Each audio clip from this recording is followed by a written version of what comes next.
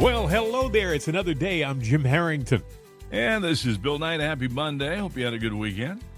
I did. You know what happens on the weekend, though? You want to take some time away from the news. You want to get away from it all, but you just can't because stuff happens. News happens. Yes, it does. You know, they paused the war again, which I don't know about that. I'm getting tired of this on-off thing because all it is you're stalling time. We know that, but I guess it's the media that goes, well, you know. Trump has got to realize no matter what he does, no matter what he says, the left hates you, Mr. Trump. They don't care about you. No matter what you do, it is the wrong thing to do, and they will go entirely left or 180 degrees the other direction if you say to do this and everybody knows it's right. They will march off a cliff just to defy you. I can tell you that right now, though, he's starting to lose some of his media supporters. Now, I'm not one, but there are people. Like who? Well, like Jeff Cooner up in Boston.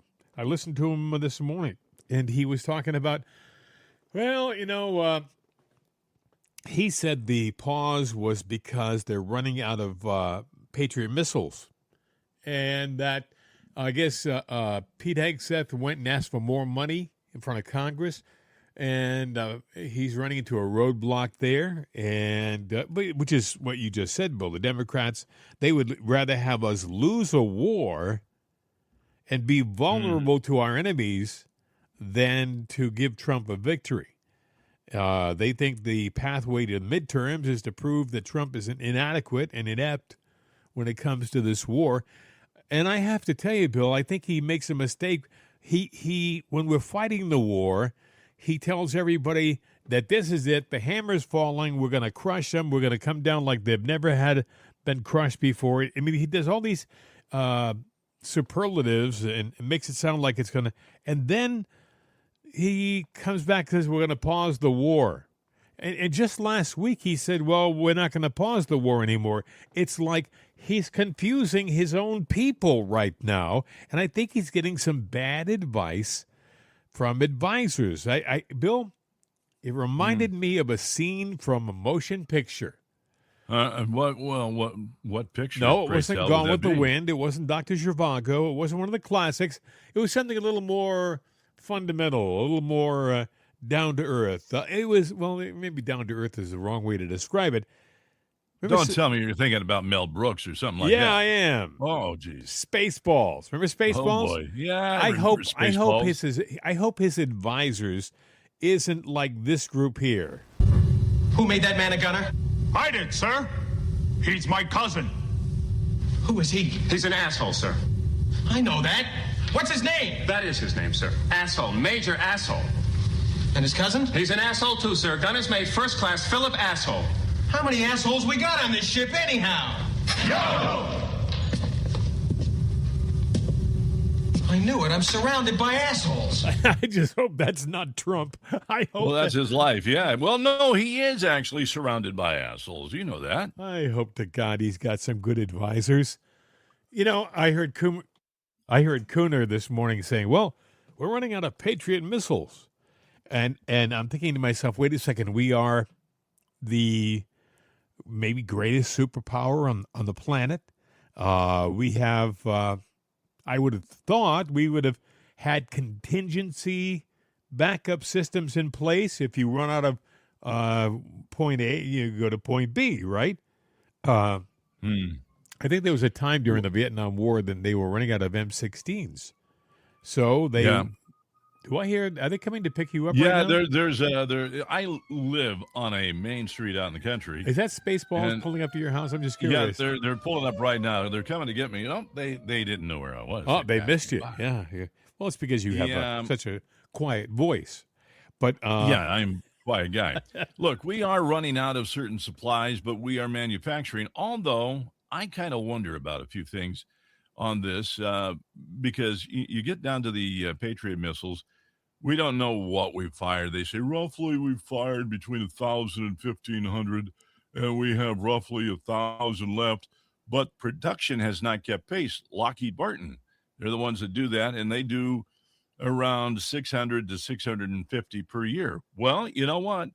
Let's fire up the production of that. Well, no, you got to get Democrats to agree. And how will they agree to increasing the production when it doesn't behoove them? This is not their war. And they say, well, the Iranians are throwing, $1,500 drones at us, and we're knocking them down with $2 million rockets. And the Iranians know it.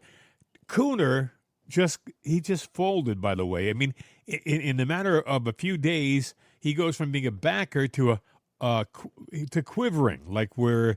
Well, I got a question for Cooner. What's your solution, Mr. Canadian?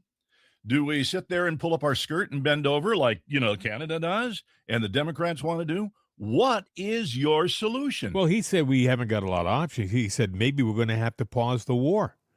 Oh, we got to capitulate. Well, or we have to go in there with troops. Well, here's what I say. My opinion. Uh-huh. My opinion is this is what's that word? War? Yes. In war, you break things and blow things up until they say uncle. But actually, it's the Democrats that are saying uncle, going, oh, you can't do this. Oh, the humanity. Uncle Trump, uncle. So we stop. Give them a chance. And they sit there and regroup. Hey, Russia, can we have some more? Now, I would venture to say that with drones and whatever China's giving, they got two sources there. And I'm sure they're getting it from both. But they're depleting their weaponry, too. Not the expense that we are, because we don't have any help from anybody. Cooner thinks that we paused the war because we're running out of supplies. I don't. I'll tell you why I think we paused the war. And Jeff, if you're listening, I like your show, Jeff, and I'm not going to. I'll continue to listen, but I think you're really on the wrong side of this issue.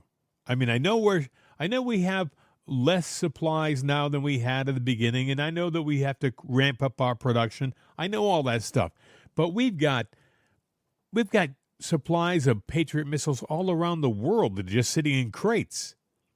I think the big thing is we'd have to ship them from other parts of the world. Right now, we're sending new supplies to the war in Iran, and we're leaving the other batteries in other locations.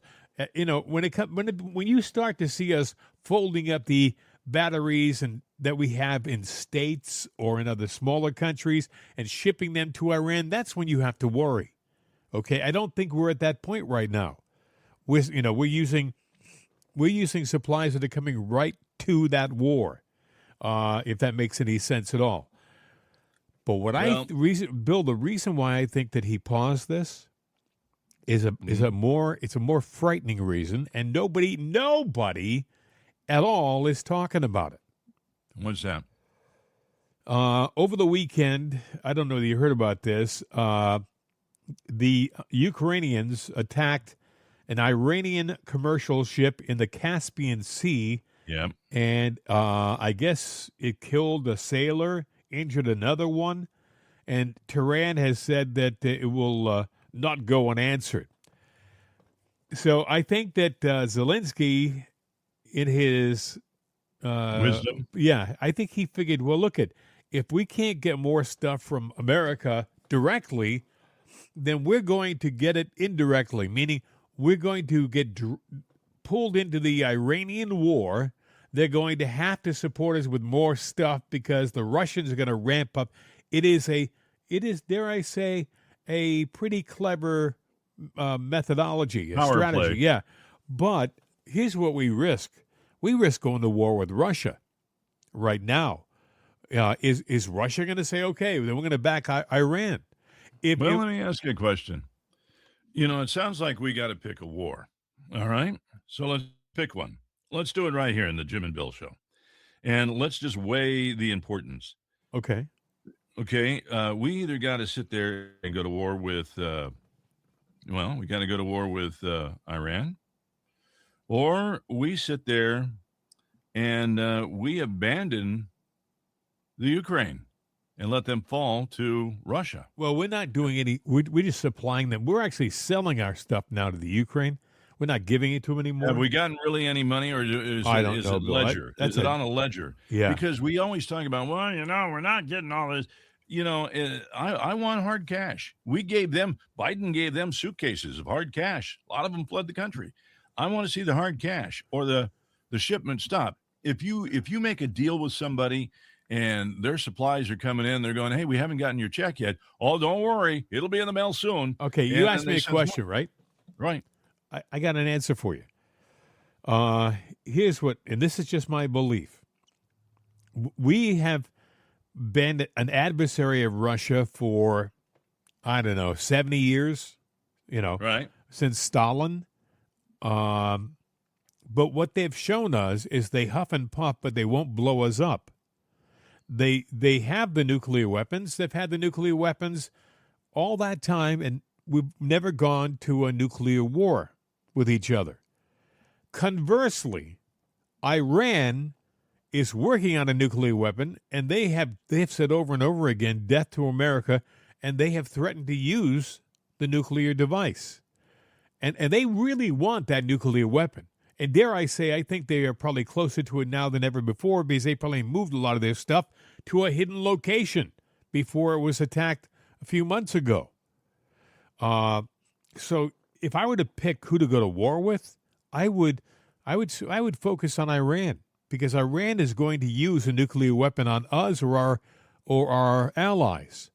And Russia, as difficult as they are and as evil as they can be, I'm talking about not the people, but the government, for the most part, they've proven themselves to be dependable in that they won't shoot missiles at us, at least not haphazardly.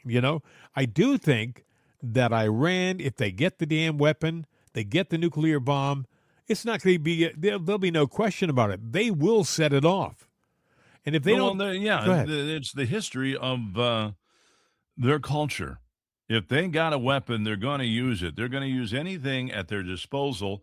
And let's say that they destroyed the evil infidel. They destroyed the United States. Let's just say for a minute they found a way to, neutralize us. That's it. We're done. We're over. They've taken us over. Okay, who's next in their sights? Because it's not about just the United States. Right. There might be China. It might be Russia. It might be the European Union. Well, you also have to look at their method. Their philosophy on life and death is they believe that death is the ultimate gateway to paradise, and that if they die fighting for their cause, they are just that much closer to being in heaven. They truly believe this. And look, I believe in heaven. I'm not rushing my demise. They, I think, are. I think that part of the problem we have right now with Iran is that the fanatical leaders at the top, hey, if they take us out, praise be to Allah, And I think that's what they're fanatical. The people in charge, the Ayatollah or the previous Ayatollahs, they've lied to the public. And I don't know, if you represent God, do you lie? Do you lie to God? Is that a smart move? So that kind of makes me question a lot of stuff that they do. And if I don't think they think they're lying, Bill. From what I understand, there's a belief in their system where if you lie to the infidels or if you lie for their cause, it's not a lie. Okay, but see, here's where I have a problem with them. Oh, I got a lot of problems. Go ahead. Well, I have a lot of problems, but let's just take, the way, and I'm not going to go their God, our God. I'm not going to get into that debate, but in their culture, women are, subservient. They are second class. Right. They are beneath men. Do you believe that, ladies, guys, in the United States? Do you believe that? That women are second class? I think there are some people on the left who don't even pay any attention to that, and they don't believe it. No, they don't believe it. I mean, they don't believe that's the case. That's what I'm saying. Yeah, the case for otherwise Islam. You wouldn't have the left supporting guys like Mandani. Right. Mandani he's like gays for man Danny, right? Oh, jeez. Yeah, well, you see, that's the other thing, because now there's rumors about him. We've heard people talk about it, so that puts me in a quandary there with what's he all about? But he thinks he is now that he's trying to tell Trump what to do, and he thinks he's the president, and he's changing a lot of things in that state. That state has got to get rid of him because they are going to become. It's not going to be long before they take down the state flag and the American flag. But right now you have the tail wagging the dog in the Democratic Party. You have the minority socialists who are literally controlling the Democrat Party. They're taking advantage of the fact that the Democrat Party built this hate for Trump so much. I mean, I've always said it, and I'll say it again. What are the odds that somebody can be so bad, so wrong in everything? I mean, somebody could take a picture of Trump and he would be all dressed up, to the T. And then we go, did you notice that left foot? Yeah, the left foot. Yeah, see how his shoes are tied? They're the strings. One side is a quarter inch longer than the other. That one. means The dummy doesn't know how to tie his shoes. No, they would say he's got a health issue. One of his arms has less power and less strength than the other arm, which probably is an indication of a heart problem. Well, he's not telling us about this. I mean, they would exaggerate this. They take everything and they twist it and they make stuff up. And that's where I have a problem with the news. Everything that I see, I fact check. I don't care. I fact check everything from conservative sources. All right, you asked me a question. I'm going to ask you the same question. If you have a choice between going to war with Iran or Russia and dropping the Ukraine, supporting if you support the Ukraine and you're at war with Iran, you're going to end up either directly or indirectly going to war with Russia. It's going to happen because Russia is going to turn around and show their support of Iran. All of a sudden, you think you're worried about their little drones? You're going to start seeing some, Russian missiles coming your way. So the question to you is, would you bail on Ukraine and focus on Iran and step away from going into a confrontation with Russia? Or would you jump in even deeper into the Ukraine, because that's what's going to happen, and stay, and end up probably going into some kind of a conflict with Russia? Well, there's an old saying, pick your poison. And so I would pick Iran right there because we gain the most on that one. We gain the most, and either way, there's going to be casualties. But if I were to pick and choose, I would go with Iran. I would try to surgically protect people, but I would probably give them an ultimatum. I might do a flyover with pamphlets saying, here's what you got to do. Now, Iran, they got a choice. Are they gonna sit there and go and shield these people and hold them hostage? Or are they going to sit there and fight? They're cowards if they do the hostages. But you know what? Either way, I would march in. And if I were to secure the people, give them a path out, and they get out of there, then you know what? I would introduce them to the gates of Allah land right away. The other question I had, and Kuna didn't address this. I heard that Israel has been dealing with the people of Iran, behind the scenes. Their channels have been getting messages to the people. And part of the reason why I think we may have paused this thing wasn't because we're into another round of useless, fruitless negotiations, which I think Trump knows. He's not. This guy has been negotiating with people all of his life. I think it's because he's giving the people in Iran a chance, a window to, dare I say, rebel. And I would not be surprised if in the next day or two you hear stories coming out of Iran about people taking to the streets with weapons, probably from Israel. And that would be a significant thing to have happened. See, you can't keep bombing a country while people are trying to overthrow it. You're going to kill your you're going to kill the friendly people, So you've got to back away and give them a chance to get on the street and do their thing. The interesting thing is, and I'll point it out, I remember a long time ago when I got into the business, somebody made a valuable point, and they were right. But when an invading country comes into a place, the first thing they want to do is take over the communications. They either want to take them over or take them out, because that is how that country can communicate to their people or give disinformation. And now I don't know if there's radios there or not, or if we could sit there like we had Voice of America. I don't know what's there, but we can put up portable radio stations, and I'm sure they have some form of radio, and give a message to those people and let them know that all hell is coming, and get that information there, because they may have shut down the radio stations and transmitters, but go ahead and give them the information they need. And if they want to survive, here's what they got to do. There is no gray area to this. The hard line is 6 p.m. this Friday. Get ready for it. You can't tell me that some of those ships off the coast of Iran aren't radio ships, communication ships.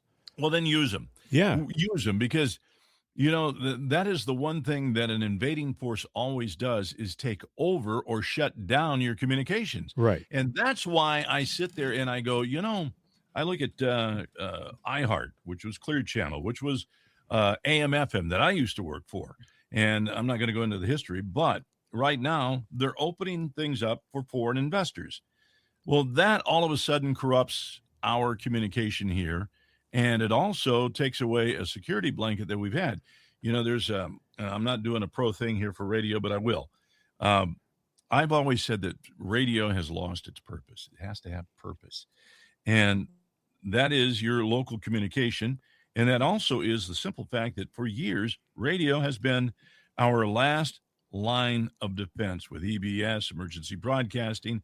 And we had a network of radio stations that could flood the land. But now we're automated, we're voice tracked, we're this, we're that. There's nothing there. There's nothing local. And it's going the way of the Fagawi, where we're giving away, we're turning off licenses. We're putting people or companies in foreign investing hands. That was a no-no. And I'm just sitting there going, we are leaving ourselves vulnerable, because you are not, well, look at the news. It's manipulated by China. That's been proven. So they are sitting there giving us false narratives. They have taken over our communication. Yeah, and when they cut when they cut the cord with the internet, when they turn the cables off, and when they snip the lines, what do you got? You have radio. You have over-the-air free communication. That's what you have. And okay, but in many cases, a radio station is a computer in a closet with an internet line. Yeah, but I'm what I'm talking about is you're going to have these ships that we're talking about are manned. Yeah, they're manned. Yeah, they're manned with people who speak the language. They're manned with the equipment that can transmit to the country. And I think it makes sense to me, Bill, that they would do a pause. See, another thing that I didn't hear this morning on Jeff's show was he didn't mention the fact that Netanyahu is going to be in town tomorrow on Tuesday to meet with President Trump. He's not doing that because they want to go for coffee. They're doing it because they have a strategy in place. They have a plan in place. This is not, and I wouldn't be surprised, by the way, if they decided that they wanted to be in the same room when something happens, meaning if they decide they're going to do a strategic military effort, they don't want to be dealing with over-the-air communication. They want to be side by side to make their decision. So it wouldn't surprise me if Netanyahu was in town with Trump to make the serious decisions. See, I think something's getting ready to pop in Iran with the Iranian people, and they're just not talking about it. And Kuna should have said, hey, I forgot Netanyahu's in town tomorrow. Maybe there is a plan that's bigger. Well, maybe he's not doing his show prep anymore. Maybe somebody's doing it for him. Because, you mentioned him, and I go up in that region of the country now and then, and I do see some of the comments on him. And there used to be a lot of pro Cooner stuff, and now it's kind of like, hey, I'm not really happy with you. Surely he sees that. If he's not looking at his social media, then okay. And I think a lot of guys get in our business and in doing what we do get a little lazy. They get very comfortable. They start to make good salaries and they have a certain amount of popularity. They start to believe their own press clippings, as they would say. But maybe it's this. They get a little comfortable. They have a nice salary, and then all of a sudden, hey, Cooner, you got a minute? Oh yeah, come on in. Could you shut that door? I'm not getting fired. Oh, no.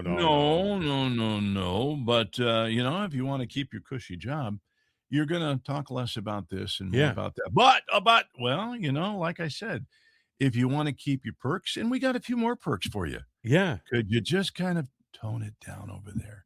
And I know this happens because you've seen it happen. I've programmed talk radio back in the days when where the conservative thing was going. And many of the time did I get pulled in going, a general manager will pull in a program manager and say, I heard so-and-so this morning. It was a good show, but, he got a little too heavy on such and such. Can you turn your boy down? The volume's a little too loud. Usually it would be it would usually be them going after a client, and they'd be making. I've had that one too. Oh yeah, I had that one. Yes, I did. That was actually that was how I like and share the show. We can get talking about this all morning long. Like and share the show.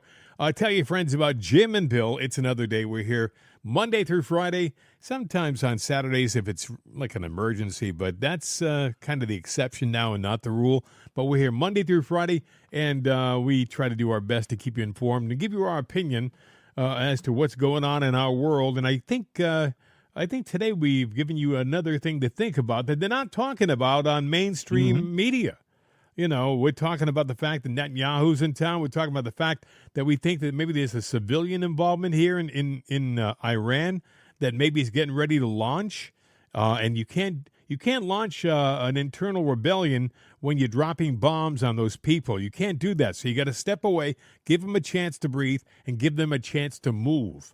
And I think that is what's happening now. But Trump is not going to say that. He's going to say we're going to do some more talking and we're going to do some more negotiation. No, this man is not a fool, folks. You may think he's a fool. You may think he talks too much and stuff. But President Trump is a very smart guy. He knows what he's talking about.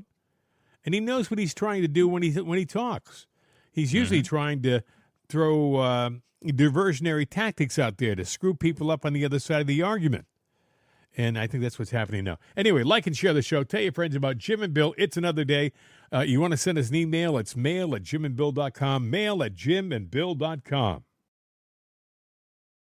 The Democrats haven't cut the Republicans' bill any slack at all. No, they can't. No, they won't. It's like even for the good stuff, and I'm going to talk about the SAVE Act in a few minutes, but I want to play this cut here. It's an example of what's right for me, but not for thee. Hakeem Jeffries was on State of the Union on CNN on Sunday, and he was talking about New Jersey and the fact that they found 6,600 illegals registered to vote, and they voted on our elections. And it didn't. And then you had Mikey Cheryl. Her name is Mikey, right? What's her real name? Her parents didn't call her Mikey, but that's what she goes by, Mikey Cheryl. And she comes on and said, but it didn't happen under my watch. It wasn't me that did it. It was another Democrat that did it. Okay, but that's neither here nor there.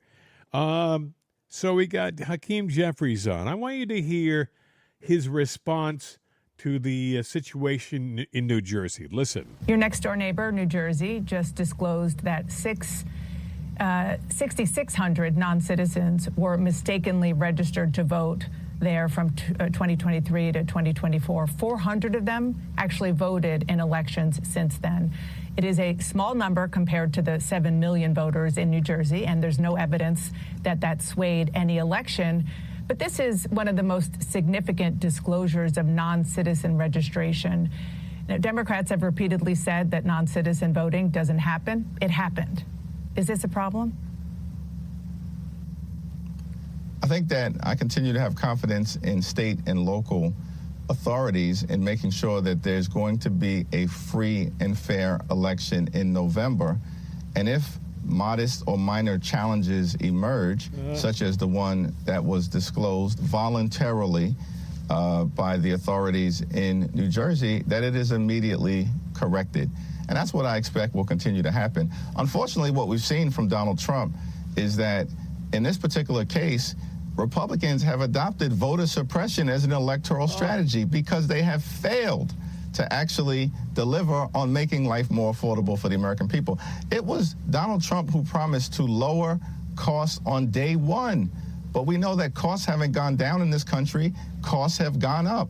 It was Donald Trump, I believe, who said that he was elected not to start wars, endless wars in the Middle East, but to stop them, and then turned around and has gotten us involved in this reckless war of choice in Iran that has skyrocketed gas prices on the American people. By the way, it was Donald Trump who said they were going to love and cherish Medicaid, and then Republicans enacted the largest cut to Medicaid in American history, ripping health care away from more than 14 million Americans. They have nothing to run on.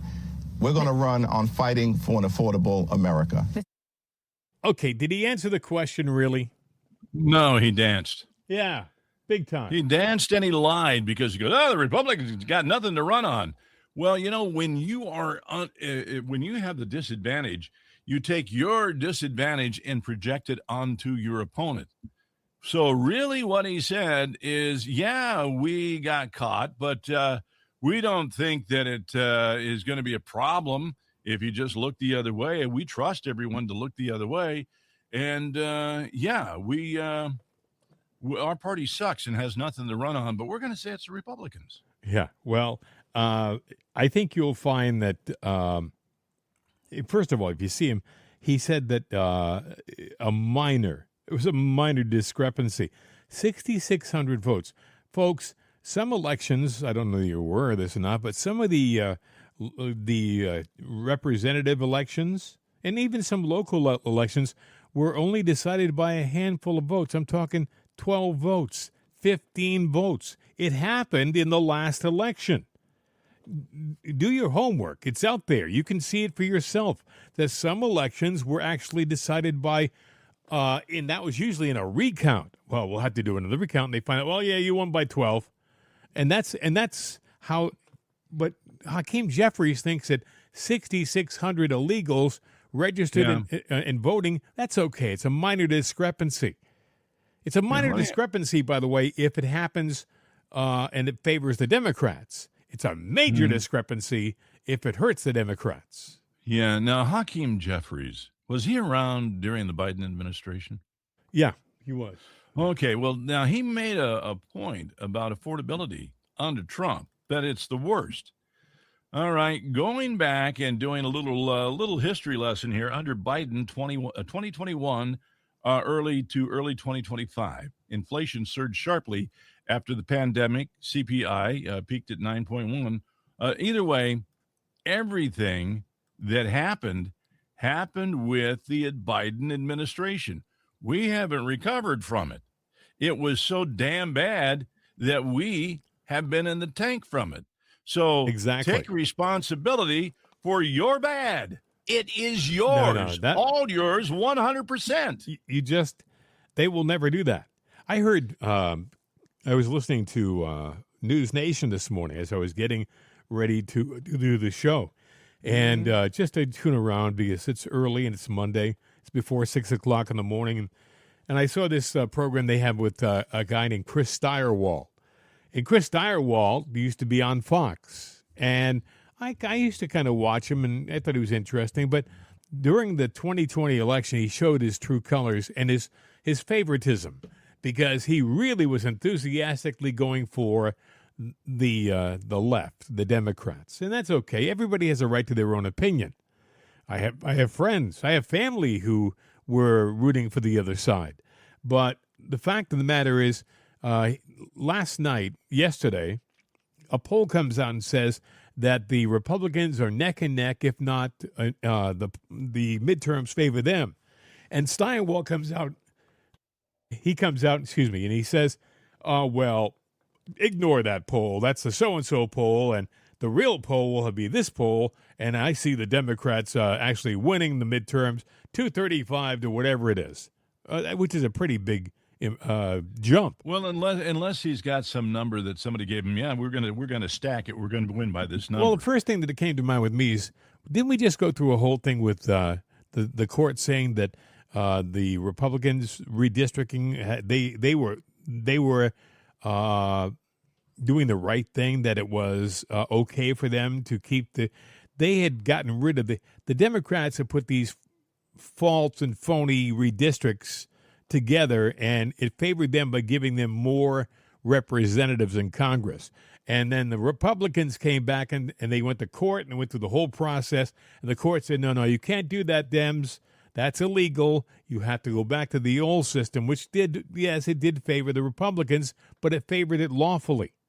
It gave them lawful. The Democrats were jumping around a state or a district, picking up certain isolated sections to put their contingency together. And the Republicans said, you can't do that. That's not fair. That's what the court said. So I don't know how you can figure that the midterms will favor the Democrats when you have more districts that are red than blue, just basic districts. You know what I'm saying? What this guy Steyerwalt is saying, well, you're going to lose some red districts. Maybe they'll lose some, but we may not lose some too. But there's a certain attitude in the media. I truly believe that if you keep stoking the fire, if you keep putting a message out over and over again, subtle or direct, whatever, you say things like, well, it looks like the Democrats are going to win. And you just keep doing stuff like that. It actually starts to create an image in the minds of the viewer.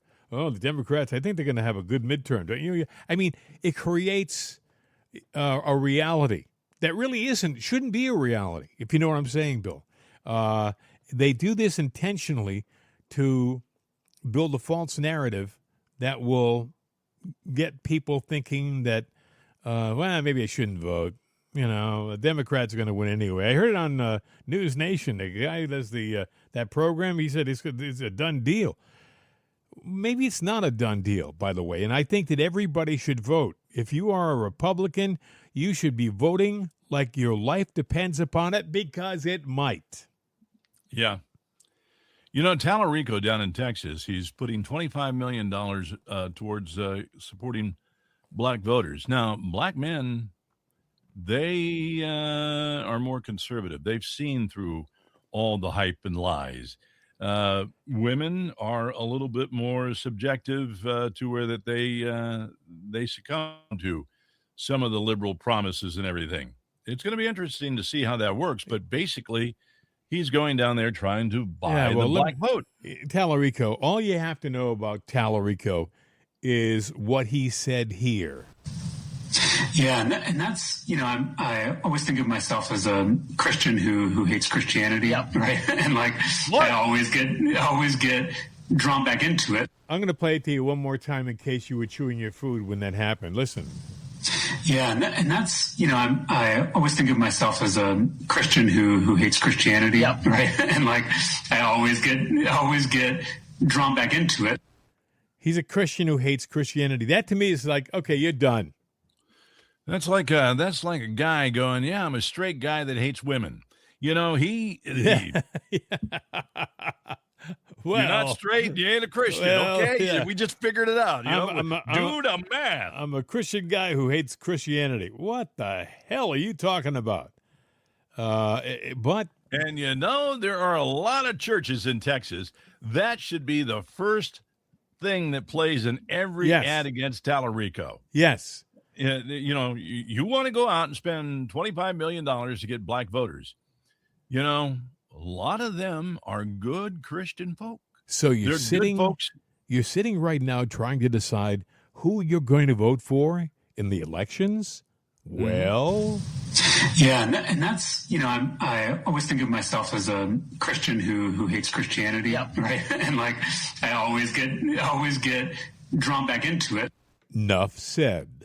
Take your atheist butt and get it the hell out of Tejas. Well, he says he's a Christian. He says he's a Christian. Then I you're just not hate, but I hate Christianity. But he always gets thrown back into it. Okay, I'm in love with my wife, but I hate her. Huh? What? Yeah, I know that would. Okay, yeah. You know what? Is he married? I don't know. I do not know. I think he lives with his mom or something. I don't think he Mom, is. I love you, but I hate you. Bye. Boom. Yeah. See how long, see how many times your ass bounces on the ground after the kick. By the way, folks, how do people in this country who make like $100,000 a year run for election and spend $11 million? I don't know, where does that money come from? Just donations? And what happens after you lose? You get to keep the money? Jim. During, well after we were out of school, they introduced the new math. That's true. That's true. Yeah. 1 and 1 is 11. That's right. Yes, You put them side by side. 1 and 1 is 11. 11. Yeah. And 11 minus 1 is still 11. That's right. Because you wanted it to be. And nobody's wrong. Everybody's right. Oh, my God, folks. No. See, when you subtract 1 from 11, it runs around and jumps back over and adds itself to the 11. You actually get 12.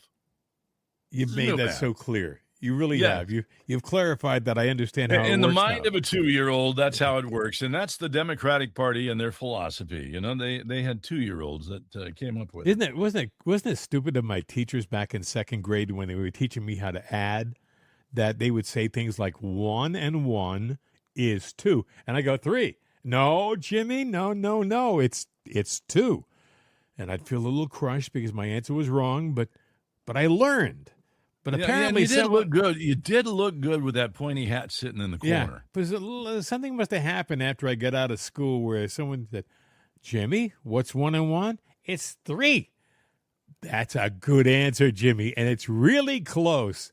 As a matter of fact, let's give you the points anyway. It's a special answer, and you get the special. That's reward. right. No pointy hat for little Jimmy. Hey, folks, John Kennedy, that character from Louisiana, he's a Rhodes Scholar, folks. People can't, when I say it to some people, they go, "Say what?" Yeah, he's a Rhodes Scholar. This guy is a genius, but he talks like he just come off the tractor down the farm. He should have a piece of straw in his teeth, and his dentures are slipping, and people just think this guy is he can't be he's a Rhodes Scholar. If you don't believe me, go check. Do that Google thing, Anyway, he was talking about the SAVE Act and how logical it was. And Margaret Brennan, she's a space cadet. They all are, folks. I don't know why it is that our guys go on these goofy programs on the weekend. I guess they figure they have to stroll behind enemy lines just to get the message out, I guess. But they are never greeted by intelligent interrogation and questioning. It is always with this agenda-driven stuff. And Margaret Brennan she's got to be an officer in the Corps on the other side. She's talking about the SAVE Act and how it's a lot of people don't like the SAVE Act. She's an idiot. Listen. Just said you wanted to move forward on what the House just started the process on. That would be a party line. Ma'am. That would be a party line vote. That would be Republicans jamming this thing through. Jamming. And the SAVE Act, as you know, or even some version of it, is highly partisan, highly controversial. Bigger picture. Isn't it going to hurt faith in our election process if a Republican-only policy to change how elections are run is rammed through 100 days, less than 100 days out from the election? No. In my opinion, for both sides to have credibility in the elections, in our elections, we need to do two things and only two things.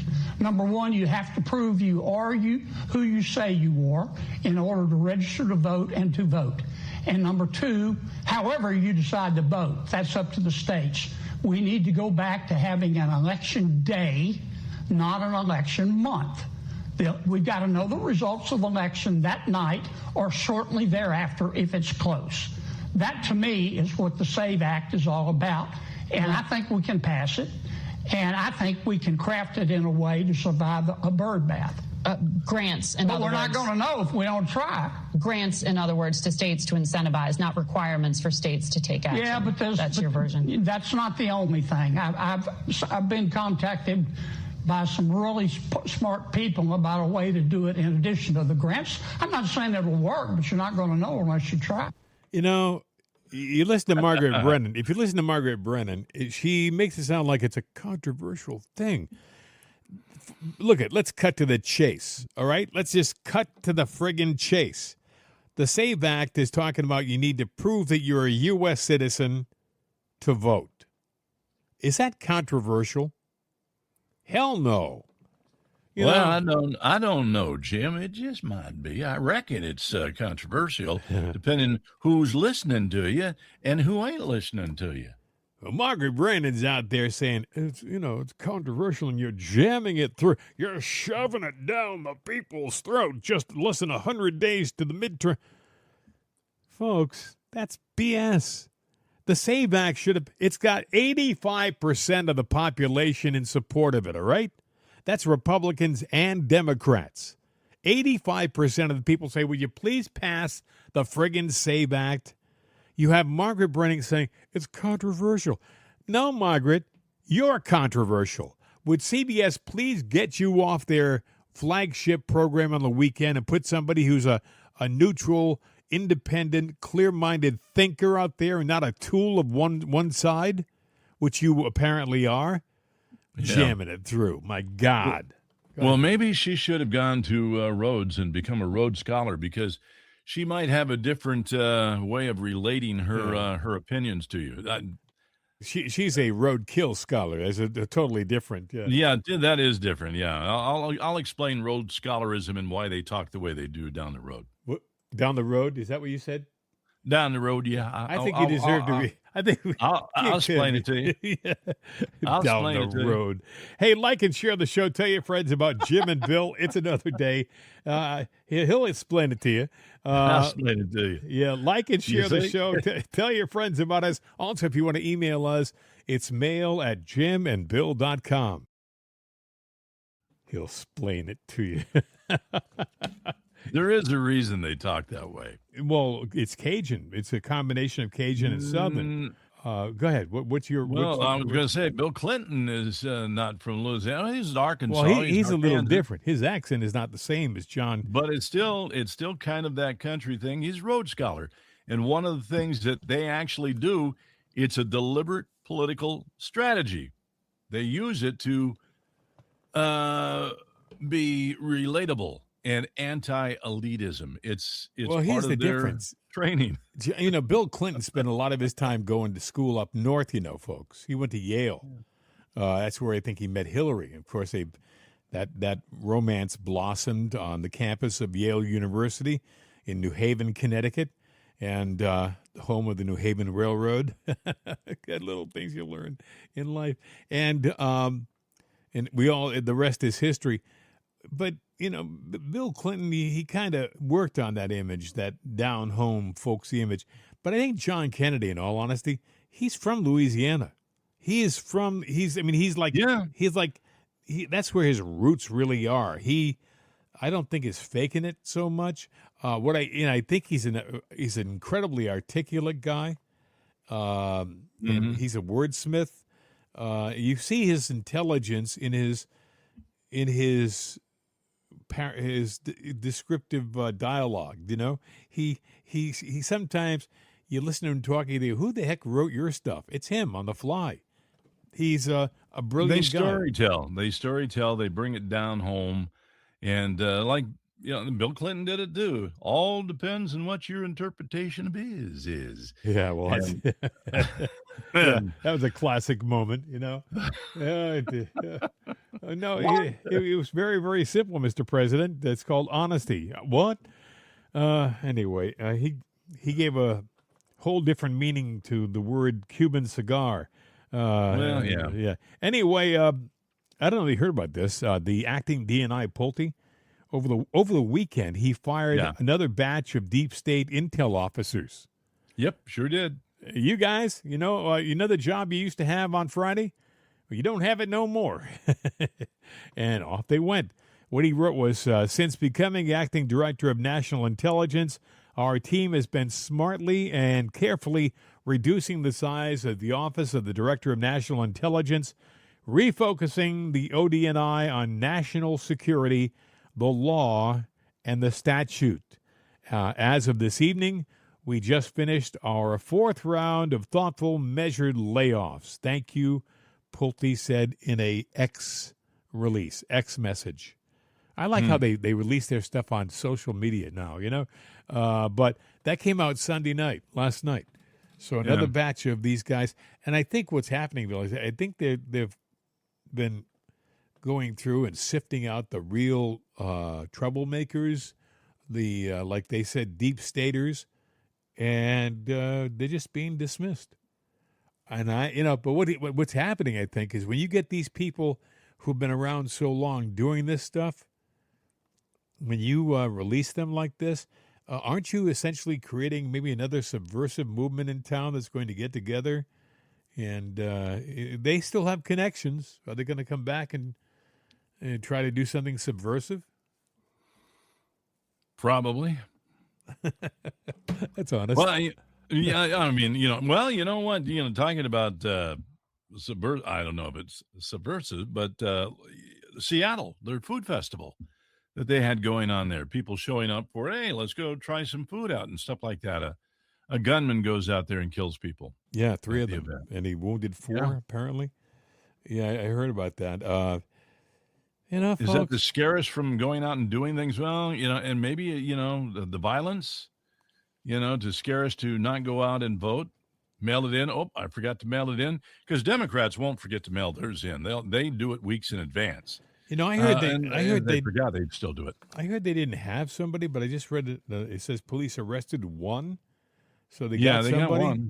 But are there? Is there some more on the run that they're looking for? I don't really know. It just, but the whole thing, it raises the question of public safety.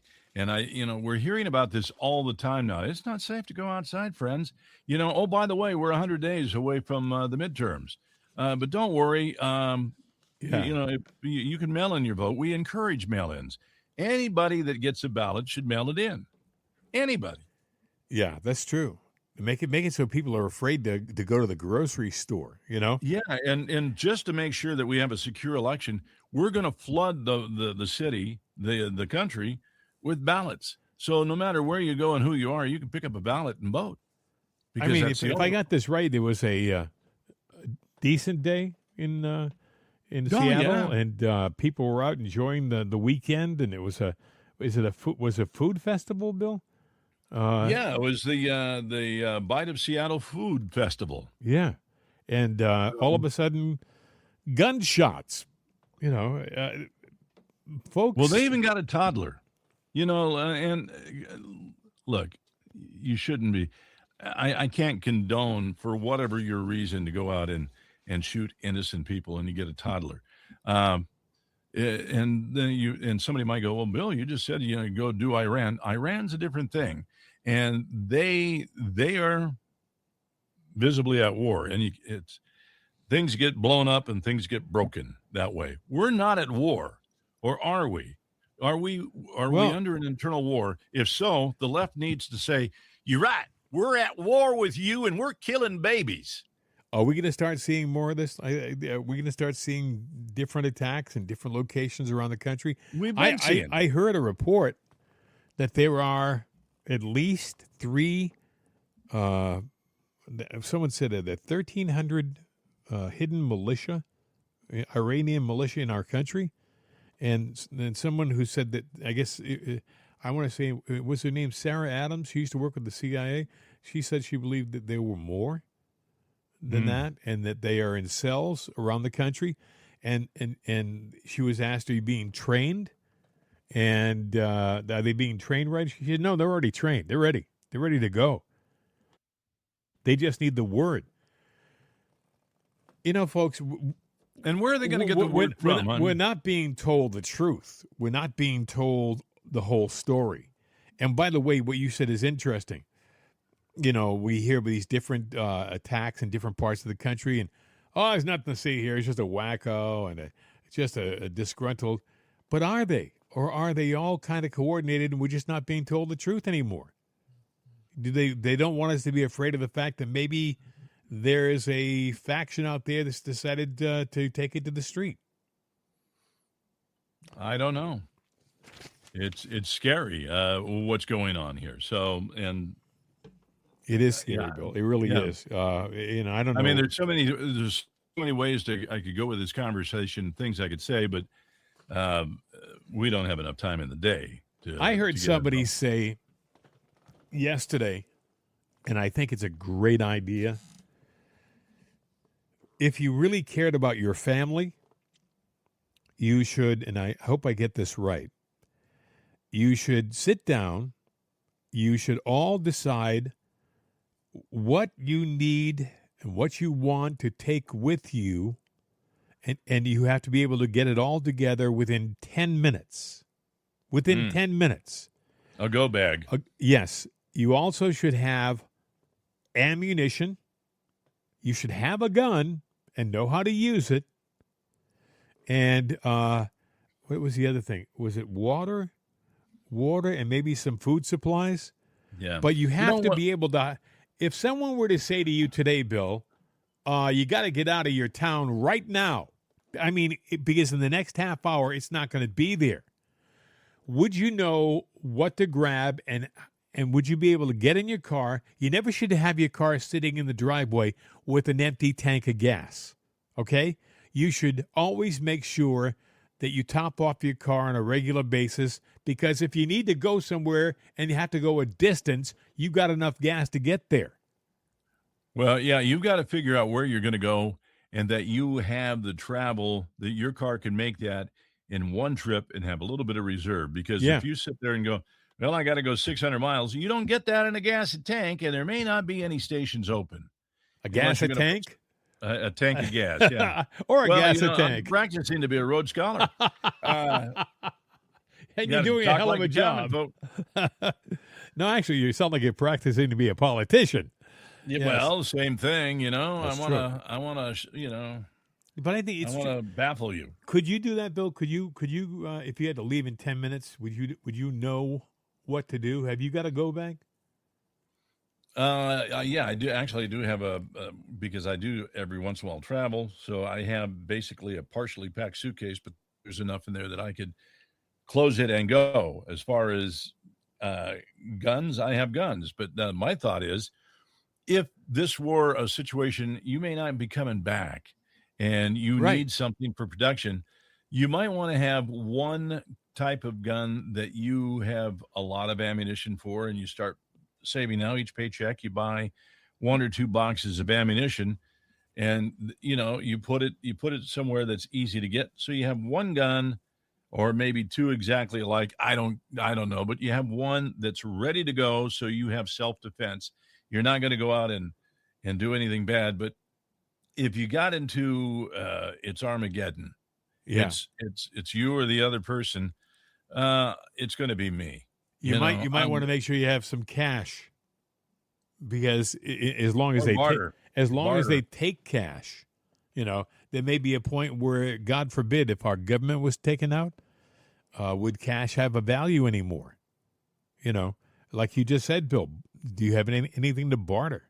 I don't know. People say gold. I think gold gives you, it's like painting a target on you. That guy's got gold on him, Yeah, but if there is nowhere to go, now you could barter gold. I remember a movie once where, they got things in gold and they'd break off a piece and go, well, that'd do it, I don't know. Gold has value, but there's a lot of things that have value. You have to think about that. But if you're self-reliant, if you know how to sit there and forge for something to eat out on your own, and you know how to survive out on your own, you don't have to have necessarily as much to barter with because you got your skills. And you can barter with that too. Yeah. There's so, but folks, apparently very few of us have a go bag. From this interview I heard, a lot of people have never thought about it. And maybe it's something that you should think about. You should have some preparation, something aside in case you got to go somewhere fast. Because it won't come with when we're attacked, it's not going to come with a major advanced warning. It's not going to be like, oh, we're being attacked tonight at 6 o'clock. An attack by its very nature usually is a surprise. Back in the 60s and maybe even early 70s, back in the Cold War when there's a threat of nuclear war, a lot of people bought bomb shelters. Or they made back shelters. In the 50s and 60s, yeah. Yeah, and you'd sit there, and one of the things you did was have a pantry. And a pantry was stocked with canned goods, non-perishables that were in there, and water and sources to get more water. This sounds crazy, folks, and it may bring a smile to your face, but one of the great staples of those pantries were baked beans, canned baked beans, because they last and they have a taste to them. Whether you heat them up or eat them cold, they have a taste to them. Of course, if you're locked in the same bomb shelter for any period of time, it may get a little distressing down there. No. Just make sure you're next to the ventilation. No. You get the cans that only have 239 beans in them, because just one more, they'd be 240. They'd be what? They'd be 240. You didn't say that. You didn't. No, you didn't say that. Yeah, I got it. 240. Yeah. 240. Just one. Yeah, one more bean in there. It's people in Boston are smiling because they think you said it right. It's 240. It's 240. Yeah, where you from? I'm from Boston. Yeah. It is 239. I go up there a lot. It rubs off on you. Yeah, 239 and 240. Yeah.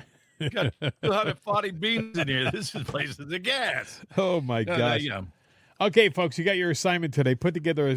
Think about it. What would you, if you had to leave in 10 minutes? What would you have? Would you have stuff ready? Would you know what to take with you? By the way, one of the things you should make sure you got in your go bag either a portable radio of some kind, or I preferably one of those little hand crank radios where it doesn't run on a battery. I have one. They're not very expensive. I got one over there. Yeah, it's about yay big, and you crank it, but it has a built-in. I just actually changed the rechargeable batteries inside. It has a little solar pad on it, so it can charge. You can crank it, and it's got shortwave. It's got AM, FM. It's kind of cool. Yeah, you should have one. You should have one. Everything I need. You should have one in your go bag because your phone may die. A lot of things may happen. The other thing about you make sure your car has fuel in it, you can keep your things charged when you're driving, Mine has a can opener to open my beans. The other thing is, remember this, when you run out of gas, it doesn't mean your battery is dead, at least not initially. So you still can be charging something. If you get stuck, you can still charge your phone in a car that has no gas. I'm just... Little factor. They actually have the jump packs that have solar packs on them now that can charge in the sun. Might not be a bad thing to, some camping gear. Maybe that's what you need. Yeah. Yeah, which is a great idea. It's a little battery, essentially, with a solar panel connected to it. We're acting like it's the end of the world tomorrow. And, folks, it's not the end of the world tomorrow. That's next week. But you have time. So you got a week to put it together. I am just about done here. One other sad note, in case you hadn't heard this, Mickey Mouse is having a problem. I know. It's they just had their third round of massive layoffs hitting Disney, ESPN, Pixar, and a bunch of other Disney affiliates. So apparently those expensive movies that make no sense to most normal people, they're coming back to bite Disney in the gluteus maximus, if you know what I mean. They spent millions thinking, we'll make more money in this ridiculous movie about. I think Toy Story 5 was not commercially successful. I don't. Well, here's the problem that they're doing. They're going woke, and I'm sorry, but all right, I have no problem with you depicting somebody that is touched in a movie. There's no way that you can sit there and actually say, well, they're gay, they're touched, they're whatever, because it's become such a sacrilegious word to say, but they impose it on us. And I'm sitting there going, I've accepted that it's part of society. It's a very small percentage. It's been around forever. You can call it whatever you want. And if that's how you identify, that's how you identify. But it doesn't mean that, for empowerment, well, we'll empower these people and we'll make it mandatory that they get the forefront and the spotlight of life, that this represents what mankind is alike. Is that we are a transgender, gay, whatever society. No, we're just a regular society. And by the way, I was wrong. Toy Story 5 was commercially successful, but some of their other projects Supergirl. Supergirl was a big loser. Pixar suffered 116 layoffs recently. You may say, well, that's not a lot. Well, it's a lot when you have 300 people on your staff, Yeah, when you lose half your staff. Yeah. You got a hole shot right through the middle of you. And it's because it's not that they're putting out bad products. They're putting out the product is not hitting. Well, it's not a resonant tone. I told you, when you don't have, we're not in touch with your audience anymore, you're doing something wrong. When you don't know what your audience wants, it would be like McDonald's saying, hey, no more hamburgers, man. We're going to start doing peanut butter and jelly sandwiches here. Mc peanut butter and jelly sandwiches, no more hamburgers. That would kill the company because their whole success is on hamburgers, right? And cheeseburgers. So Disney's making a lot of these movies, and they just don't relate to their audience anymore. One thing about when Walt was alive, he knew what the hell people wanted to see. He did Snow White, he did Bambi, he did because he knew that there were families out there that would just love this stuff. They were safe movies where you could take your kids to them. The kids would enjoy them. You'd enjoy them. It was a wholesome kind of a movie. There was a long period of time when, Disney had to create touchstone pictures back in the 80s and late 70s because they wanted to get in on the R-rated and the PG-rated market, and Disney only released G-rated movies. So they were missing a segment of the market. So they created Touchstone, and that was theirs, and they'd never talked about it. They just kept promoting Disney movies as Disney movies, and Touchstone were commercial movies, for the adults. Let me ask you a question. If you're producing a movie and you want to hit the masses, do you go after 3% or do you go after 97%? Well, you go after 97%. Absolutely. Oh, well, then that's the regular. I don't want to say regular. That is the heterosexual population. But they don't acknowledge that. I was listening to a commercial for a major. This is fact. This is right off AI and the internet. So that is the number. Now, there are people that they see that there are benefits to saying, I identify as this, and they want the perks and the recognition, and they don't mind doing that. That's a whole different caliber of people, and they're posers. Well, they also like the attention too. Yeah. But you know what? If you have a film that's targeted at just that culture, that's fine. But don't sit there and try to throw it on mainstream. He's sort of like a Bruce Jenner. Bruce Jenner is, I think he's still kind of a guy, but he likes to dress in women's clothing and be thought of as a woman. Well, Caitlyn. Did he get the sex change? I don't know whether I don't think he did. And I don't think he refers to himself as being gay. I could be wrong. Right. I don't follow him on a regular basis, but I've heard him on Fox. If he identifies, if he identifies, that's fine. He falls in that 3%. But I respect the fact that he realizes where he stands, in what line he stands in. And I respect that wholeheartedly. I mean, for example, I think he's in favor of girls and girls sports. I know that. I know he is. I know he doesn't believe that guys should be playing in girls sports. I'll tell you who really I lost respect for, and I respect him. I mean, he doesn't believe in God per se. The guy that is the scientist guy, black guy. Really smart guy. Oh, I know you're talking about the guy from.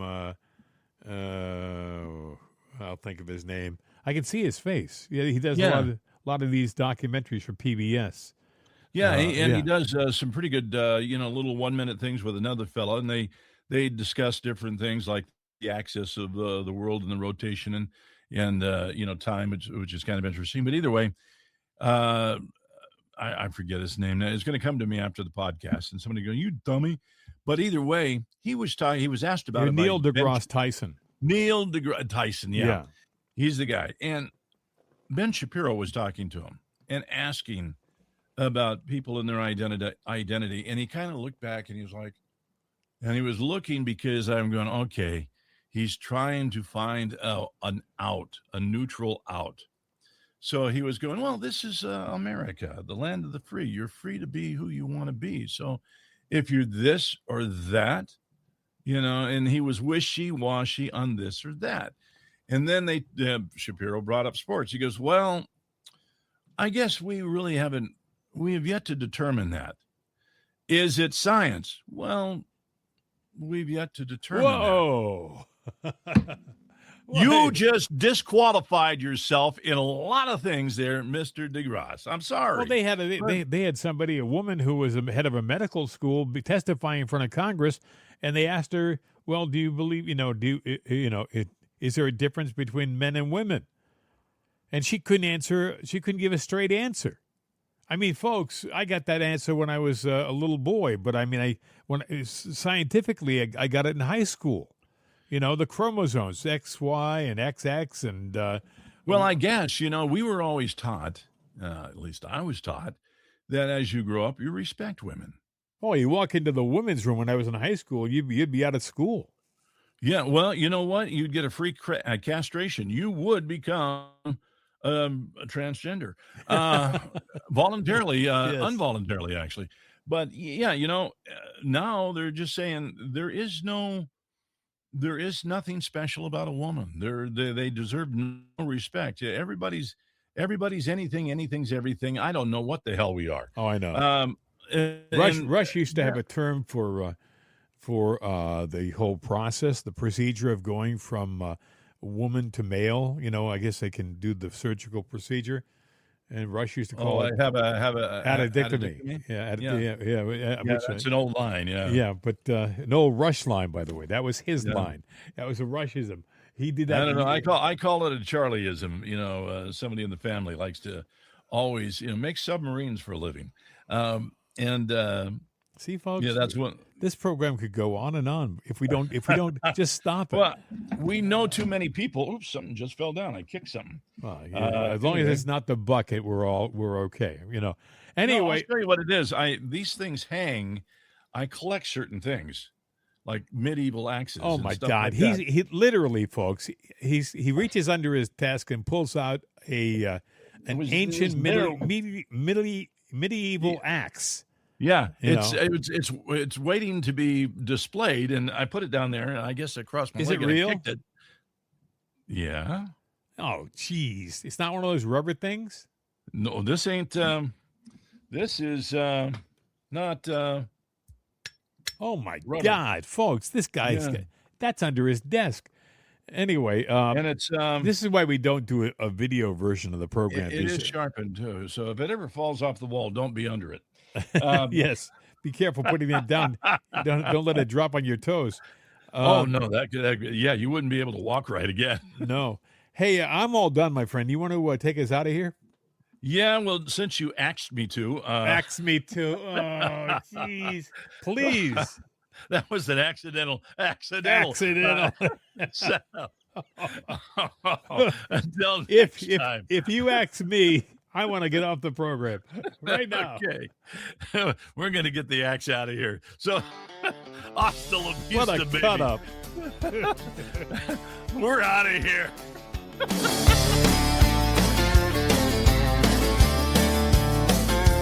Who are we and why are we here? Will we be welcome or possibly feared?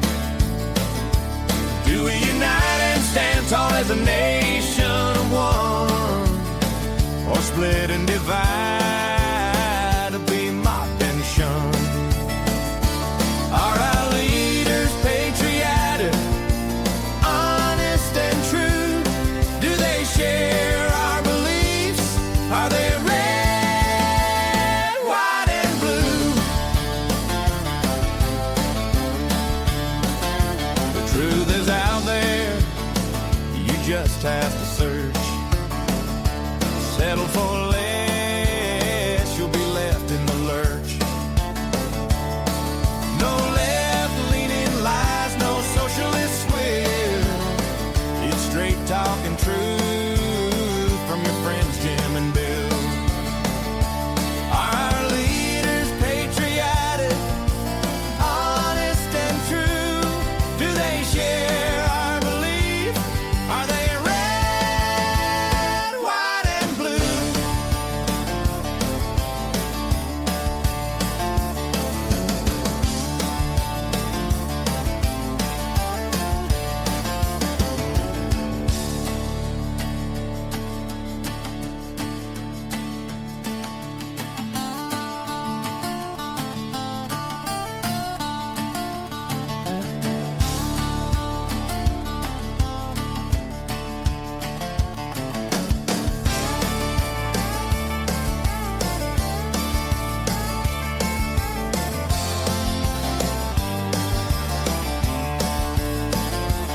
Are our leaders patriotic, honest and true?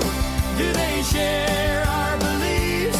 Are they red, white, and blue?